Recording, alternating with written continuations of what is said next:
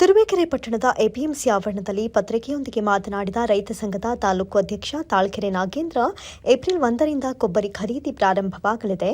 ತಾಲೂಕಿನಲ್ಲಿ 7 ಕೇಂದ್ರಗಳನ್ನು ತೆರೆಯಲಾಗಿದೆ. ಕೆಲವು ಮಾನದಂಡಗಳನ್ನಾಧರಿಸಿ ಖರೀದಿ ಮಾಡಲಾಗುತ್ತೆ ಅಂತ ಅಧಿಕಾರಿಗಳು ತಿಳಿಸಿದ್ದಾರೆ. ಅದರಲ್ಲಿ ದಬ್ಬೆಘಟ್ಟ ಗಾಂಧಿಗ್ರಾಮ 1, ದಂಡಿನ ಶಿವರ ಮುನಿಯೂರು 1, ಟಿಬಿ ಕ್ರಾಸ್ ಮಾಯಸಂದ್ರ 2, ಕಸಬಾ ಹೋಬಳಿಗೆ ಪಟ್ಟಣದ ಎಪಿಎಂಸಿ ಆವರಣದಲ್ಲಿ 3 ಕೌಂಟರ್ಗಳನ್ನು ತೆರೆಯಲಾಗಿದ್ದು, ಆಯಾ ಭಾಗದ ಹೋಬಳಿಯ ರೈತರು ನಿಗದಿಪಡಿಸಿದ ಕೌಂಟರ್ನಲ್ಲಿ ಕೊಬ್ಬರಿಯನ್ನು ಮಾರಾಟ ಮಾಡಬೇಕು. ದಿನಕ್ಕೆ 10 ರೈತರಿಂದ ಮಾತ್ರ ಖರೀದಿಸಲಾಗುತ್ತೆ. ನಿಗದಿಯಾದ ದಿನ ಬಾರದ ರೈತರ ಕೊಬ್ಬರಿಯನ್ನು ಮಾರನೇ ದಿನ ಖರೀದಿಸೋದಿಲ್ಲ. ಅದಕ್ಕೆ ಬೇರೆ ದಿನ ನಿಗದಿಪಡಿಸಲಾಗುತ್ತೆ ಎಂದರು. ಇನ್ನು ಕೌಂಟರ್ ಹತ್ತಿರ ರೈತರ ಹೆಸರುಗಳನ್ನು ಹಾಕಲಾಗುತ್ತೆ. ಅವರುಗಳು ಮಾತ್ರ ಕೊಬ್ಬರಿಯನ್ನ ತರುವುದು. ಉಂಡೆ ಕೊಬ್ಬರಿಯನ್ನ ಪರೀಕ್ಷಿಸುವ ನೆಪದಲ್ಲಿ ಅದನ್ನು ಚೂರು ಮಾಡಬೇಡಿ ಅಂತ ಅಧಿಕಾರಿಗಳಿಗೆ ಮನವಿ ಮಾಡಿದ್ರು.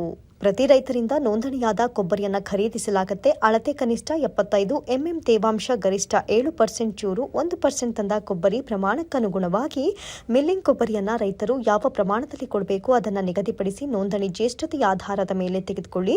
ದಿನವೊಂದಕ್ಕೆ ರೈತರ ಸಂಖ್ಯೆಯನ್ನು ನಿಗದಿಪಡಿಸಿ ಯಾವುದೇ ಕಾರಣಕ್ಕೂ ಸಮಸ್ಯೆಯಾಗಬಾರದು ಎಂದರು. ಈ ಸಂದರ್ಭದಲ್ಲಿ ವಿಎಸ್ ಕಾಂತರಾಜು, ಪ್ರಧಾನ ಕಾರ್ಯದರ್ಶಿ ವಿಜಯಕುಮಾರ್, ಮಾರುತೇಶ್ ಕುಡಗಿಹಳ್ಳಿ, ಆಟೋ ಗಂಗಣ್ಣ, ಧನಂಜಯ್, ರಾಮಚಂದ್ರ, ಚಂದ್ರಾಪುರ ಸೇರಿದಂತೆ ಹಲವರು ಇದ್ದರು.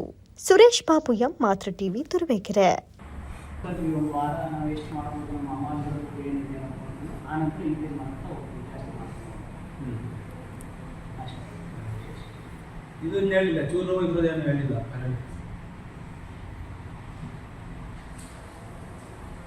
ಅಳತೆ ವ್ಯಾಸ ಕನಿಷ್ಠ 75 ಎಂಎಂ, ಮಿಲಿಂಗ್ ಇತರೆ ಪದಾರ್ಥಗಳು ಗರಿಷ್ಠ 0.2%, ಕಪ್ಪಾದ ಗುಣಮಟ್ಟದ ಕೊಬ್ಬರಿ ಗರಿಷ್ಠ 2%, ಸುಕ್ಕುಭರಿತ ಕೊಬ್ಬರಿ ಗರಿಷ್ಠ 10%, ತೇವಾಂಶ ಗರಿಷ್ಠ 7%, ಕೊಬ್ಬರಿ ಚೂರು 1%.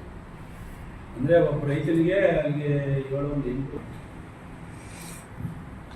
20.2 ಅಂದರೆ ಅಲ್ಲಿಗೆ ಕ್ವಿಂಟಾಲ್ 1 ಕೆಜಿನೂ ಖರೀದಿ ಮಾಡಿದಂಗೆ ನೀವು ಅದೇ 1 ಕೆಜಿನೂ ಖರೀದಿ ಮಾಡಿದಂಗೆ ಆಗಿಲ್ಲ. ಈಗ ಇವತ್ತು ಸ್ಟಾರ್ಟ್ ಮಾಡಿದ್ದೀನಪ್ಪ.